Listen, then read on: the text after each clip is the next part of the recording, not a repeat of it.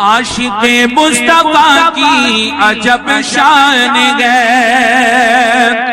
عاشق مصطفیٰ کی عجب شان ہے، باب کعبہ کھولا ازہری کے لیے، باب کعبہ کھولا ازہری کے لیے۔ حضرت حسن بصری رضی اللہ تعالیٰ عنہ نے اپنی توبہ کا بڑا ہی پیارا واقعہ بیان فرمایا۔ آپ نے خود لکھا اپنی کتاب میں، جو بہت بڑے تابعی گزرے ہیں، ولی گزرے ہیں، اپنی توبہ کا واقعہ لکھتے ہیں کہ جب جوانی کی دہلیز پہ میں نے قدم رکھا تو میں اپنی زندگی کو عیش و عشرت میں گزار رہا تھا، اس لیے کہ اللہ نے مجھے رئیس خاندان میں پیدا کیا، امیر خاندان میں پیدا کیا، اور میں رئیس خاندان میں تھا، مال کی کثرت تھی، اس وجہ سے مجھے کوئی روک نہیں پاتا، میں اپنی زندگی کی ساری خواہشیں پوری کرتا تھا۔ حضرت خواجہ حسن بصری آگے لکھتے ہیں کہ ایک مرتبہ بازار کی گلیوں سے میرا گزر ہوا، میں جب گزر رہا تھا تو اچانک ایک حسین و جمیل خوبصورت نوجوان عورت پر جب میری نظر پڑی تو میں اسے ٹک ٹکی باندھ کر دیکھتا رہا، اسے دیکھتا ہی رہا۔ جب کافی دیر ہو گئی اس عورت نے مجھے کہا، اے نوجوان، کیا تیرے اندر حیا نہیں ہے؟ کیا تیرے اندر شرم نہیں ہے کہ تو کافی دیر سے مجھے ٹک ٹکی باندھ کے دیکھ رہا ہے؟ حضرت خواجہ حسن بصری فرماتے ہیں، میں نے اس عورت سے کہا، میں کس سے حیا کروں؟ فرمایا، جس نے تجھے پیدا کیا ہے اس سے تو حیا کر، اگرچہ یہاں کوئی دوسرا انسان نہیں مگر پروردگار تو دیکھ رہا ہے، اس سے حیا کر۔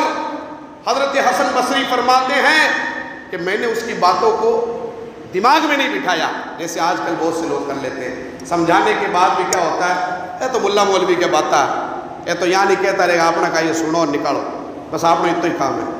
تو ایسے حضرت خواجہ حسن بصری نے فرمایا، میں نے اس کی باتوں پہ توجہ نہیں دی، حالانکہ بات اس کی سچی تھی، بات اس کی اچھی تھی، مگر میں نے توجہ نہ کی کیونکہ میں اس کے حسن کا فریفتہ ہو چکا تھا۔ اس عورت نے پھر مجھے کہا، جب تمہیں شرم نہیں آتی، اب مجھے یہ بتا کہ تجھے کون سی چیز ہے جس نے یہ گناہ کرنے پہ آمادہ کیا؟ حضرت حسن بصری فرماتے ہیں کہ تیری جھیل سی آنکھوں میں ڈوب جانے کی طلب ہے، تیری آنکھیں اتنی مست ہے کہ اس پر میں فریفتہ ہو گیا، تیری سرمگی یہ جھیل سی آنکھیں جو ہے یہ مجھے تیری طرف مائل ہونے کو جو ہے تیار کر رہی ہے۔ تو اس نے کہا، اچھا ایسی بات ہے؟ کہا ٹھیک ہے۔ اتنا کہہ کر کے کہا کہ اے نوجوان، یہی ٹھہرے رہنا، تھوڑی دیر کے بعد تمہارے لیے کچھ آئے گا۔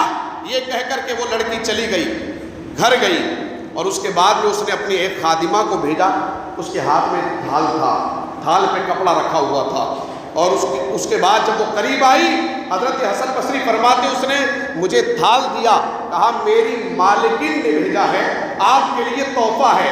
آپ فرماتے میں نے کپڑا ہٹایا تو اس میں اس عورت کی دونوں آنکھیں رکھی ہوئی تھی اور چاقو رکھا ہوا تھا، ایک پرچہ بھی تھا، اس پرچے پہ لکھا تھا، اے نوجوان، یہ میری آنکھوں کی وجہ سے اگر تو نے گناہ کیا ہے، گناہ کا ارادہ کیا ہے، تو میں نہیں چاہتی کہ میری جن آنکھوں کی وجہ سے ایک اللہ کا نیک بندہ گنہگار ہو جائے، گناہ میں مبتلا ہو جائے، میں ان آنکھوں کو بھی برداشت نہیں کرتی، ان آنکھوں کو رکھنا بھی پسند نہیں کرتی، اس لیے میں نے یہ آنکھیں نکال کر کے تجھے بھیج دی ہے، جا، تو ان آنکھوں کا دیوانہ تھا، یہ آنکھیں لے جا۔ حضرت حسن بصری فرماتے ہیں بس اس پرچے کو پڑھا، میرے دل کی دنیا بدل گئی، آنکھوں سے آنسو رک نہیں رہا ہے۔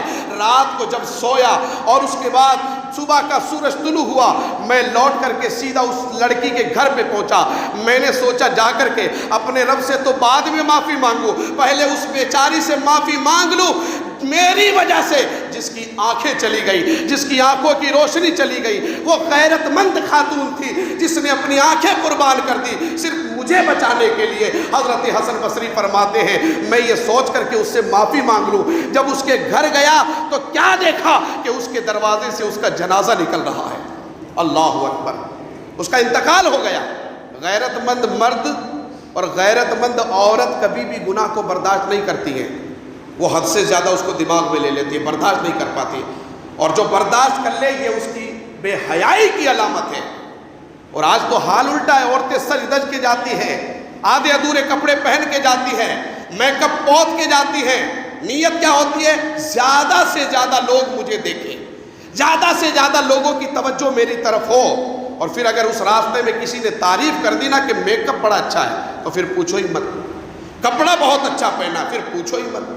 اگر اس کی تعریف کر دی تو شیطان اس کو اور زیادہ اس کو چنے کے جھاڑ پہ چڑھا دیتا ہے کہ دیکھو تیری تعریف کر رہا ہے، خوشبو چلی گئی، بہت اچھا پرفیوم لگایا ہے، ایسا لگایا ویسا لگایا، تو یہ مطلب کیا ہے؟ یہ بے حیائی کی علامت ہے کہ حیا کا خاتمہ ہو چکا۔ اور جب حیا ختم ہو جاتی ہے تو نہ خود اسے توبہ کی توفیق ملتی ہے، نہ سامنے والے کو توبہ کی توفیق ملتی ہے۔ یہ با حیا خاتون ہے۔ اس کے بعد جنازہ نکل گیا، وہ پریشان ہو کر کے چلے گئے، اب کیا کروں، کس سے معافی مانگوں؟ سوچتے سوچتے پریشانی میں سو گئے، آنکھیں بند ہوئی، خواب کیا دیکھا کہ وہ لڑکی خواب میں نظر آتی ہے جنت کے باغوں میں ٹہل رہی ہے۔ اور اس کے بعد حضرت حسن بصری فرماتے، اے اللہ کی بندی مجھے معاف کر دے، میری وجہ سے تیری آنکھیں بھی گئی اور تیری زندگی بھی میری وجہ سے چلی گئی، میں اس کے لیے بڑا نادم و پشیماں ہوں، تو مجھے معاف کر دے اور مجھے بتا کہ آگے میری اللہ توبہ کیسے قبول کرے گا، اس کے لیے کوئی حل بتا۔